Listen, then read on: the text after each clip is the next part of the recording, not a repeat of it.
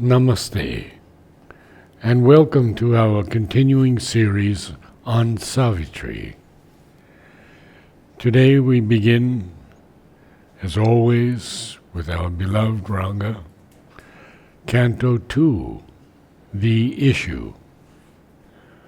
A while, withdrawn in secret fields of thought, her mind moved in a many-imaged past that lived again and saw its end approach. Dying, it lived imperishably in her, transient and vanishing from transient eyes, invisible, a fateful ghost of self. It bore the future on its phantom breast. Along the fleeting events' far backward trail, regressed the stream of the insistent hours, and on the bank of the mysterious flood, peopled with well-loved forms now seen no more, and the subtle images of things that were, her witness spirit stood reviewing time, all that she once had hoped and dreamed and been, flew past her, eagle-winged through memory's skies. As in a many-hued, flaming inner dawn, her life's broad highways and its sweet bypaths lay mapped to her sun-clear recording view. From the bright country of her childhood's days, and the blue mountains of her soaring youth, and the paradise groves and peacock wings of love, to joy, clutched under the silent shadow of doom, in a last turn where heaven raced with hell. 12 passionate months led in a day of fate. An absolute supernatural darkness falls on man sometimes when he draws near to God. An hour comes when fail all nature's means, forced out from the protecting ignorance and flung back on his naked primal need, he at length must cast from him his surface soul and be the ungarbed entity within. That hour had fallen now on Savitri. In the first canto, just to recapitulate briefly, he speaks of the beginning of creation and the great difficulty with which the evolution from matter starts. It's a big battle, and it's an earnest battle. It's not a pretended battle. The divine creates the opposite of his own qualities, and then he is emerging from that. It's a challenge and the adventure of consciousness. So now, and then he suddenly switches from the beginning of creation, the dawn, to the specific dawn on which Savitri is going to face Yama, and her husband Satyavan is going to die. She knows it. Satyavan does not know it, but she knows it. So that is the first canto. And she is absolutely silent above and not affected by anything in the physical world. But then slowly, her consciousness descends to earth and she becomes conscious of the world, and then the sorrow starts gnawing at her heart. That's the first part. Now he is going to discuss the second canto, the issue. The issue means, what is all this poem about? What are we going to discuss? It's a huge 800 pages, 24,000 lines, and he is telling you already from before what it will be. The whole story is told in almost like a cinematic graph manner in flashback. First he is starting with the day when Satyavan will die, and then she goes back to how she finds him. Srimna goes back to how she takes a chariot and goes and finds him, and then decides that this is whom I am going to marry. So it is told in flashback. And then again it comes back to the debate of Savitri and Yama. That's the ending. Sri Aurobindo has honored the ancient epic, The sequence of the events. yes, by putting flashbacks first and then only get to the story of Savitri in book 4, the birth and childhood of the flame. So he uses these techniques that the greatest epic poets used.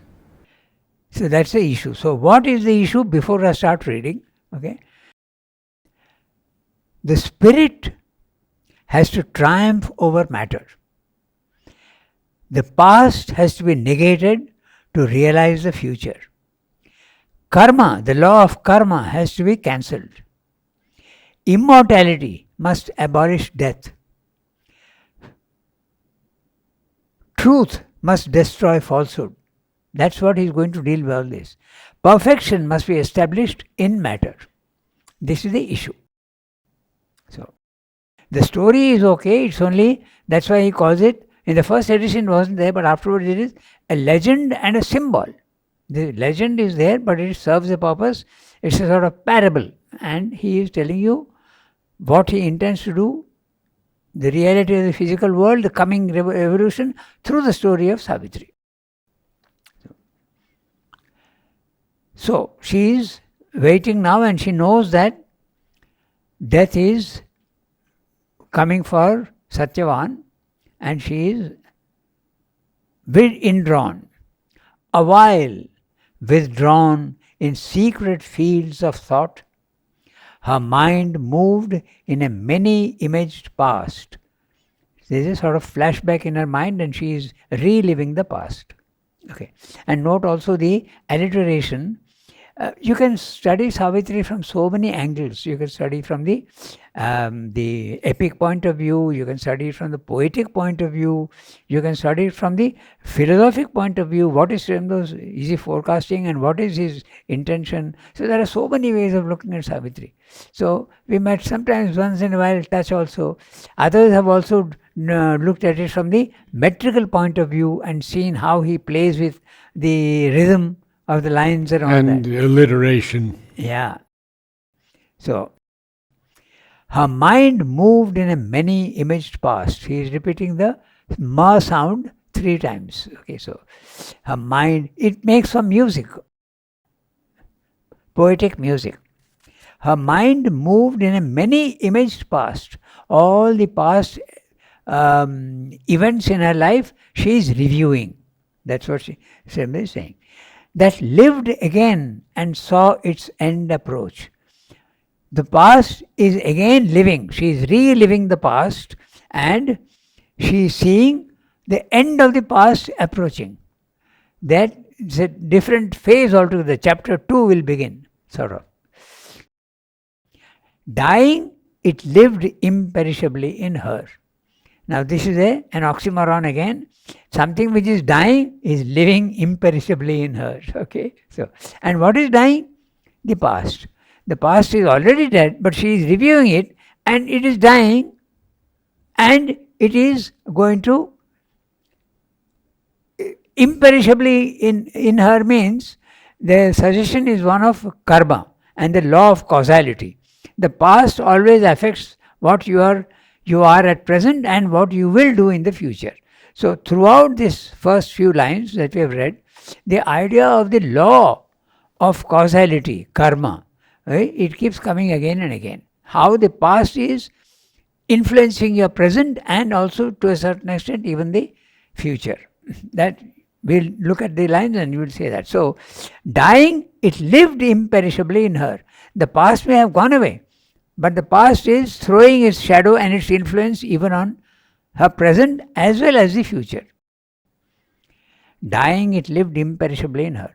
Transient and vanishing from transient eyes. So, the past is transient, obviously in time, it is something that has gone, okay? And vanishing from transient eyes. So, even the eyes are transient. They don't last forever. With death, eyes also go away. So, transient and vanishing from transient eyes. Invisible, a fateful ghost of self. What's he describing? He is describing the past. The invisible, which is a ghost of self, a fateful ghost. Fate, because she is going to face the biggest event of her life now. Fate. She is going to face death. And look at invisible. It is gone. It's invisible in that sense. And but it is still living as a ghost. So again, invisible, a fateful ghost of self, it bore the future on its phantom breast. Again you can see the phantom breast. The phantom is that which is gone. But he is repeating the ghost with another word, phantom. So that which has gone is still living in a certain subtle way. That's what he is saying. It bore the future. Now the word bore could be very interesting, because it could be that to bear, to carry. But it could also mean something else which is interesting, which just struck me, to bore a hole. So the past is boring into the future. It could also, that means it is influencing the future. It could also have that suggestion. It's very interesting, because the past always does have an influence on the present and the past. So it could be a sort of boring action. It's almost a play of words. Bore. It bore the future with its phantom breast. Note the word phantom, how it is echoed with ghost of self. Along the fleeting event's far backward trail, the fleeting event, everything is fleeting, far backward trail, because she is remembering her past, far backward trail, regressed the stream of the insistent hours. Insistent hours because time. She is going back into the past and seeing the time. And the word insistent is interesting. It is insisting. The past time is insisting that it will have its effect on the... So again the idea of causality is there. Otherwise he wouldn't have used the word insistent. The past is refusing to die in this sense that what you have done is going to bear effect later on. Insistent hours. Regress. The word regress is very clear. Going back to. So she is going back and reviewing her life. So she is regressing the stream of her insistent hours. The connectedness of the past, the present and the future. That's the stream. And on the bank of the mysterious flood, peopled with well-loved forms, now seen no more. So when she is seeing her past, she is seeing all the characters that she has met in the past, and those have played a role in her past life. But they are now seen no more. They are not present, but in her mind they are present. That's what he's saying. Regress the stream of the insistent hours, and on the bank of the mysterious flood. The bank, because that's the border between the past and the present. So it's the bank. Peopled with well-loved forms, now seen no more. The dear people whom she had met, they are not there anymore. They are also all dead. And the subtle images of things that existed previously, subtle images. Subtle because the past is gone. So the memory is still lingering. So it's a subtle form. The subtle form of things that were, her witness spirit stood reviewing time. So time and space are in the physical world. So she is now in the spiritual planes of consciousness and watching with the witness attitude. She is calm and quiet and she is watching the reviewing time. She is reviewing time. The word reviewing suggests also the witness, just watching and seeing, not reacting. Her witness spirit stood reviewing time. All that she once had hoped and dreamed and been flew past her, eagle-winged, through memory's skies. So, you can see the image again. Sri Aurobindo is one of the most interesting things is to disengage the images that he is using. So, here he is using eagle-winged because he is comparing the memory to a sky. And what is eagle-winged? Eagle-winged means swiftly. So the past is swiftly being reviewed by her in the memory skies. So there is a sky and there is this fleeting swiftly through the air, it's going like an eagle. Okay, so that she once had hoped and dreamed and been, flew past her. The word flew, eagle-winged and skies completes the image.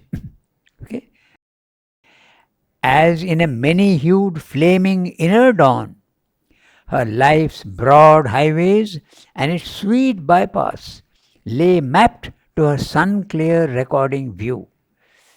From the bright country of her childhood days and the blue mountains of her soaring youth and the paradise groves and peacock wings of love, to joy clutched under the silent shadow of doom in a last turn where heaven raced with hell. Now this is a very long sentence, and normally he says that I like to keep it short and I don't usually go beyond 5 lines, one sentence. But here he seems to have gone even more. He has gone to quite a few. 1, 2, 3, 4, 5, 6, 7, 8, almost 8 lines, okay, in one sentence. So again there is an image. Let's see. So her life's broad highways. So he is using the stream that is going and the connectedness, it's a Broadway, okay, Broadway, highway. And the sweet bypass. There are events where you go fast, and also there are very sweet bypass. There are small incidents which linger in the memory because of the sweetness and the pleasantness that you have experienced. That's what he's saying. The sweet bypass lay mapped on her sun-clear recording view. The word highway, bypass and map is again an image. So it's the image of she's traveling on the road or highway of her life, and the past is there, and there are sweet bypass, and all that is clearly seen by her, mapped. So again he is using an image. Okay. So, and what is it being mapped on? Her sun-clear recording view. From the bright country of her childhood's days and the blue mountains of her soaring youth and the paradise groves and peacock wings of love. What a beautiful peacock wings of love. Love with all its, the peacock's wings are full of color. The peacock is absolutely fantastic color. If you look carefully, green, blue, all sorts of shades are there. So he is using this, the peacock wings of love. Love in so many colors. It was so beautiful. That's the impression that she is giving. Okay, and the paradise groves. Her childhood was very, very. It was like paradise until she decided to marry Satyavan. To joy clutched under the silent shadow of doom. So she is clutching to joy, but the shadow of doom has already come. The silent shadow of doom. He has already told us that this is the day when Satyavan must die. So now we know about what is meant by the doom, the silent shadow of doom. In a last turn where heaven raced with hell. Hell is the coming death of Satyavan, and the past pleasant byways and love and sweetness and all that is the heaven. So in a last turn where heaven is slowly disappearing and it is racing with love. There is a competition between the two. That's what he says. 12 passionate months led in a day of fate. 12 months have gone by, and this is the day when Satyavan must die. An absolute supernatural darkness. This is a oft-quoted passage, and it's beautiful. And Swamdev is now raising it to a level of yogic experience. Everybody who has experienced this, that's what he's going to say. And now Savitri is also undergoing the same experience. And it's also a passage selected by Mother for the painting and the music. I marked out all those passages which Mother has selected. This is one of them. Okay. An absolute supernatural darkness falls on man sometimes when he draws near to God. An hour comes when fail all nature's means, forced out from the protecting ignorance. We'll discuss that. And flung back on his naked primal needs, he at length must cast from him his surface soul and be the ungarbed entity within. That hour had fallen now on Savitri. Okay, so again images. So an absolute supernatural darkness falls on man, sometimes when he draws near to God. This is an experience that everybody, it's known in yogic parlance as a night of the soul. You have to go through that. It happened with everybody. Buddha had to face it, Christ had to face it, okay, and so many other saints also, they have spoken about the utter absence of everything. And then the flash comes. An hour comes when fail all nature's means. Nothing will help you. Forced out from the protecting ignorance. Now, this is an idea. I told you that we can study Savitri also with his ideas. Okay, this is an interesting idea which is going on repeating elsewhere also. I'll give you the reference. Protecting ignorance. The ignorance is protecting you because you are part of the universe. But the universe is huge. Look at the amount of energy, the power, the movement at the cosmic level. It's unbelievable. Look at the temperature of the sun. So if you are exposed to that, what will happen to you? So you are protected. Ignorance, your limitation is protecting you. I refer you back to the earlier page, on page 7.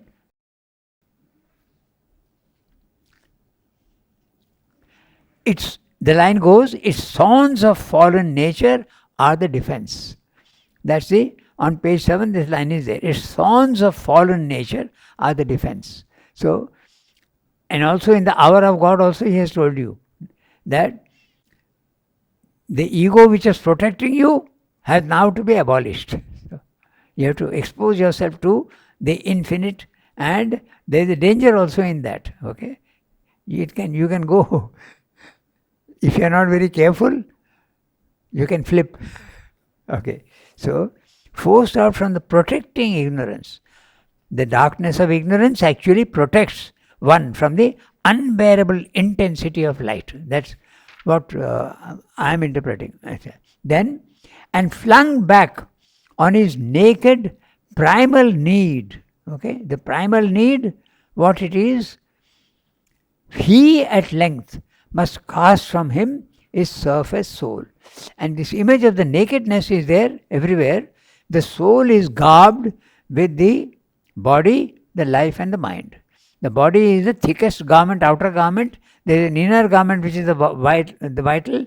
And there is an even thinner and subtler garment inside which is the mind. And the soul is deep inside these garments. So now you have to throw away these garments and become the naked soul without the garments. In other words, you lose your identification with body, mind, life and become the soul itself without coverings. Naked soul, and be the ungarbed entity within. It's interesting. I'm just making a slight this thing because this is often also used. There is a story of Sri Krishna, okay, who is often pictured as a bit of a playboy, and he is playing with the gopis all the time. And when the gopis come to bathe in the river, they have taken off their clothes and they have gone to bathe in the river, and he is sitting on the tree. He takes all their garments and goes and sits on the tree. So this is normally not understood and interpreted in a very vulgar way, but it's a very deep image.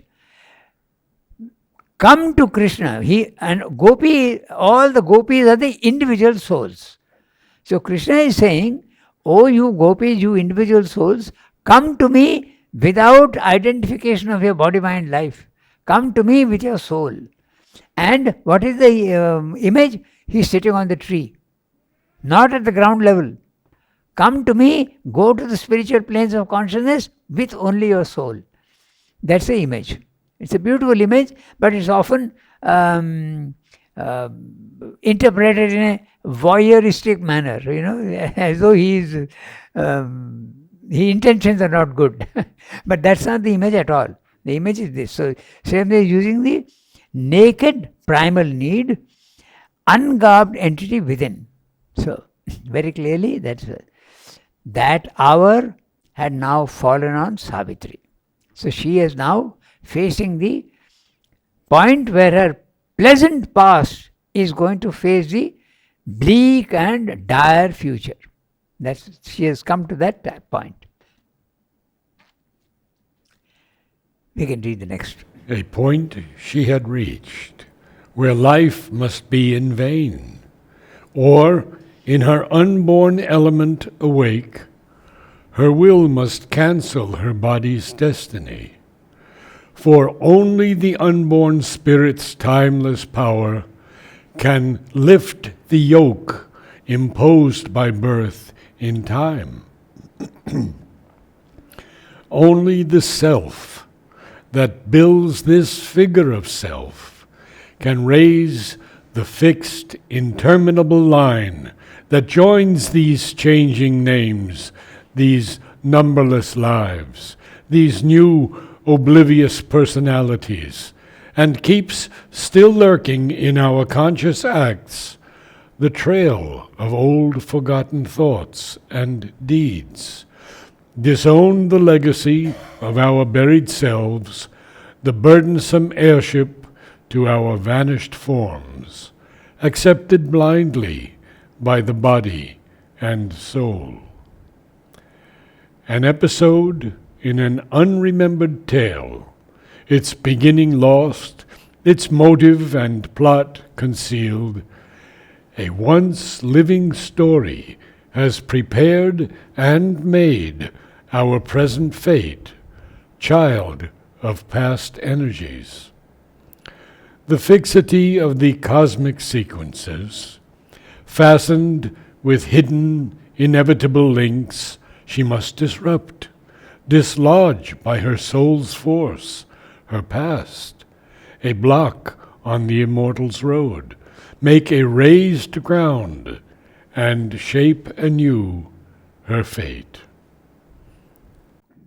So, Savitri has now reached that point where she has reviewed her past with all its pleasantnesses and all that, but now she is going to face her moment of doom has now arrived. That hour had fallen now on Savitri. A point she had reached where life must be in vain. So, life must be in vain. So life has no meaning if Satyavan dies. So it is useless. All that has been there is of no use at all. Or in her unborn element awake. So, which is the unborn element in man? The soul. Because it is always unborn. It is always eternal. Born means that which is coming into the physical world and transient. She is born and then she dies. But that which is unborn is eternal and immortal. So that's what he's saying. She must become the unborn element and she must awake to that. Her will must cancel her body's destiny. So now he is listing out the issue, what is to be done. Okay, her will must cancel her body's destiny. What is her body's destiny? Obviously death. So that is what she has to cancel.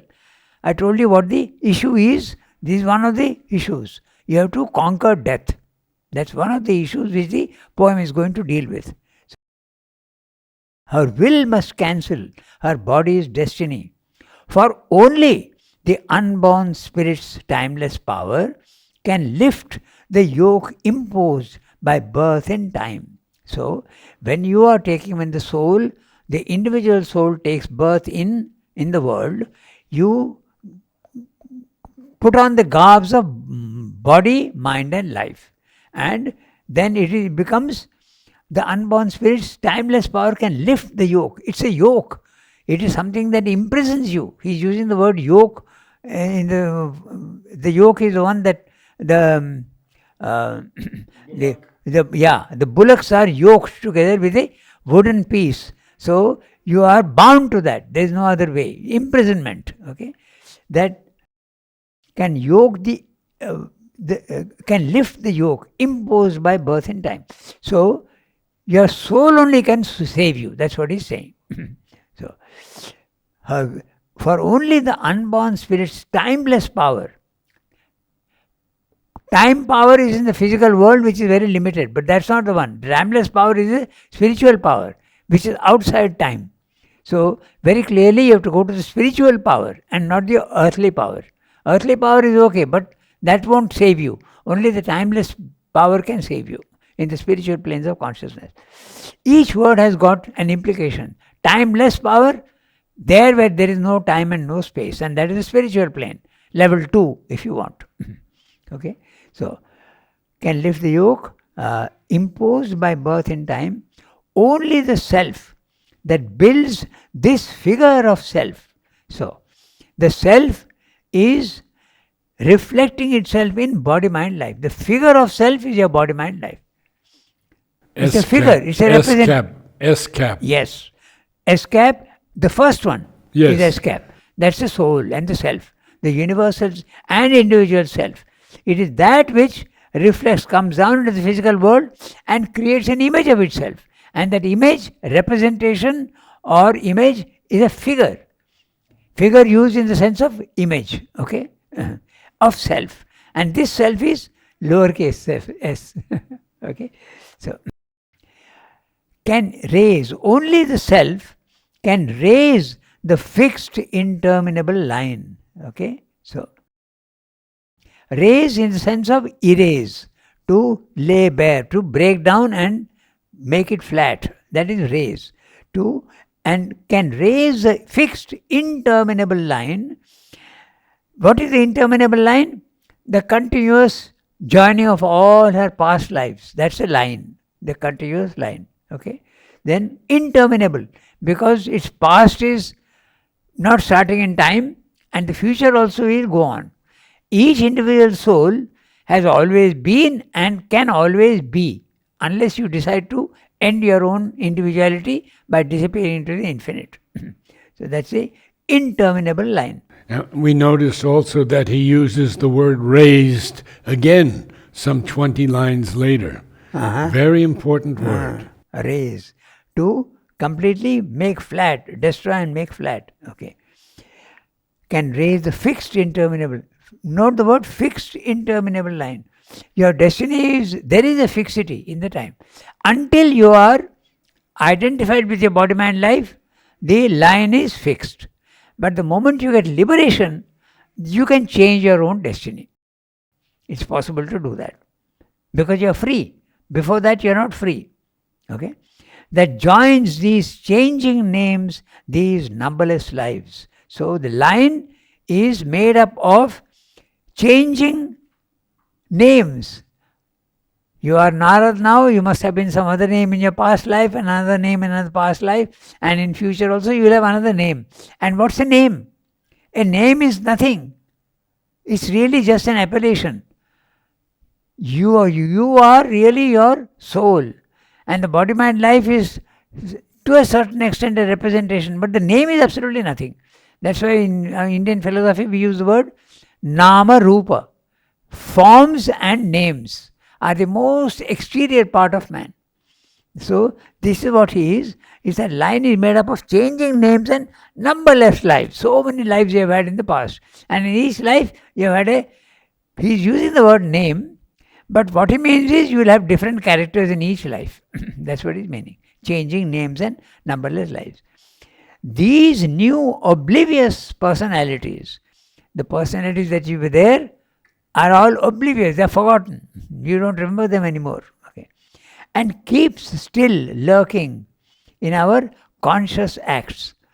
What you are now is the result of all that you have been in the past. It's lurking in the background and influencing you. That's what he's saying. And keeps still lurking in our conscious acts the trail of old forgotten thoughts and deeds. The past is always influencing the present. And note the word trail. And earlier he used the word interminable line. Okay? And earlier he used highway. So all this, he is very consistent with his imagery. Okay? So this is a trail. And just 3 lines before that, he has used the word interminable line. So it's a trail of old forgotten thoughts and deeds. What you have been in the past is determining what you are now. You may have forgotten, but it's going to have its effect. That idea is there in the ghost, okay? That which is dead is still living partly as a ghost. So that's what he's saying. The trail of old forgotten thoughts and deeds. Disown the legacy of our buried selves. Now this is again another image he is using. I have a father who is either rich or he has a debt to pay and he dies. But I have now to bear the legacy, whatever he has passed down to me. He may have passed down to me a fortune, or he may have passed down to me a debt which I have to repay. Okay, so that's what he's saying. Disown the legacy. You have to cut the link with the past. That's the cancel. He has used the word earlier. Cancel her body's destiny. The past has to be cancelled. The past has to be cancelled. The past has to be cancelled. The effect of the past has to be cancelled. So, disown the legacy of what? Our buried selves. The buried selves are the past lives. He's using a very dramatic... that which is dead is buried. So, when he says buried selves means our past lives. Because they are dead.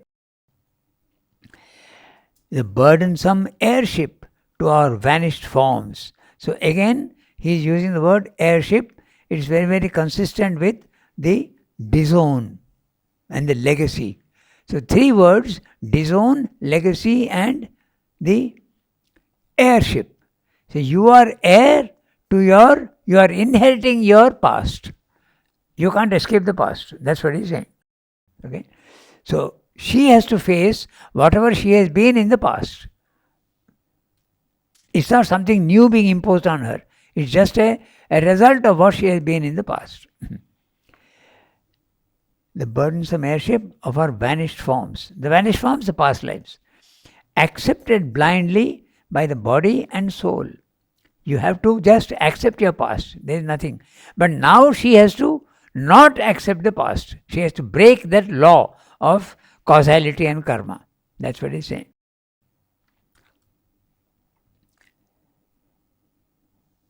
An episode in an unremembered tale, its beginning lost, its motive and plot concealed, a once living story has prepared and made our present fate child of past energies. So, again images, okay? An episode in an unremembered tale. The unremembered tale is your trail of all your lives. And you are not remembering, you don't know what it is. So the present life is an episode only. And it's a unremembered tale. You have forgotten that you are past. Its beginning lost. That's why it is unremembered. Its motive and plot concealed. You don't know what the future is going to be. Okay? The past is gone and the future is not known. A once living story, when you were living it, it was real, has prepared and made our present fate. Again, a beautiful image. Child of past energies. Child of past energies, whatever you were, has determined your present. This image is so interesting because Wordsworth also used the same image. If you remember, the child is father of the man. Striking sentence, and Swamdev is using that same image. Child is the father of the man. In other words, the past is what is making you. The child is the past. Yes. And he is the father of the man. That means he is going to determine what you will be in future. So that's your future is a child. Okay? And it's the maker of your present fate. Okay? Has prepared and made our present fate. what is the child of past energies? A once living story. Once living story that in the past was the child of the past energies is preparing and making your present fate. Very reminiscent of that Wordsworth line. Okay. Then he's saying, the fixity of the cosmic sequences, fastened with hidden, inevitable links, she must disrupt, dislodge by her soul's force, her past, a block on the immortal's road, make a raised ground, and shape anew her fate. A colloquy of the original gods, meeting upon the borders of the unknown, her soul's debate with embodied nothingness must be wrestled out on a dangerous, dim background. Her being must confront its formless cause. Against the universe, weigh its single self. On the bare peak, where self is alone with naught, and life has no sense, and love no place to stand, she must plead her case upon extinction's verge. In the world's death cave, uphold life's helpless claim, and vindicate her right to be and love. yeah. So again, he is repeating what the issue is. Okay, so the fixity of the cosmic sequences, very clearly he is talking of the law of causality, the karma. Okay, whatever has been the past, you have to face in the future. The fixity of the cosmic sequences, fastened with hidden inevitable links. It's a trail, it's a line, and each one is linked with each other. So the past is always influencing the present, and the present is influencing the the future. Okay, a fixity of the cosmic sequences, fastened with hidden inevitable links. Inevitable. The law of causality is indispensable. You have to do it. But she has to now break that law. That's one of the issues that is the poem is going to deal with. Fastened with hidden inevitable links, she must disrupt, dislodge by her soul's force her past, a block on the immortal's road. So we'll go phrase by phrase. So what is her past is linked, again an image. The links are there, each life is linked with their past life and the present life, past life and present life. And this she has to break, okay? The links have to be broken. The fixity of the cosmic, fastened with hidden inevitable links, she must disrupt, dislodge by her soul's force. He has told earlier that only the self can cancel the fixity of laws. So this is what, again, he is repeating the same thing in different ways. She must disrupt, dislodge by her soul's force her past. That means she has to break and cancel the karma. She is now facing death, but she has to fight, debate with death and cancel the inevitable death that is there. She has to cancel. So, her past, a block on the immortal's road. Death is coming, so it's a block on the immortal's road. Make a raised ground and shape anew her fate. Her old fate she has to cancel and make a new ground where she will shape anew her fate. The old fate she has to cancel and make a new fate. Okay. A colloquy of the original gods. The colloquy is a conversation, a debate, if you want. Colloquy is a conversation, a communication between two people. So, of the original gods, meeting upon the borders of the unknown. So, who are the original gods? On the one hand, there is the highest God, and on the other side, there is the reflection of the other side. That also is a god, the god of death. So, Original gods, meeting upon the borders of the unknown. Okay, there.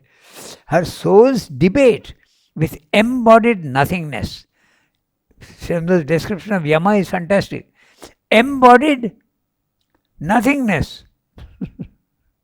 Again an oxymoron. Yes. And nothingness which has got a body. So, her soul's debate with embodied nothingness must be wrestled out on a dangerous dim background. Dangerous dim background, the uncertainty of the debate. What is going to happen? She has to fight out. Her soul's debate must be wrestled out. It's a wrestle. She'll be fighting with Yama. It's not a simple thing. It's not only a debate, it's a wrestle. Out of a dangerous dim background, her being must confront its formless cause. So, which is the formless cause? The cause is the Supreme. And he is formless. So, her being must confront its formless cause against the universe, weigh its single self. So, she has to meet the Supreme and weigh her universe, weigh against the universe, her single self. She has to fight the laws that have been inculcated into the cosmos. She has to fight them. On the bare peak where self is alone with naught.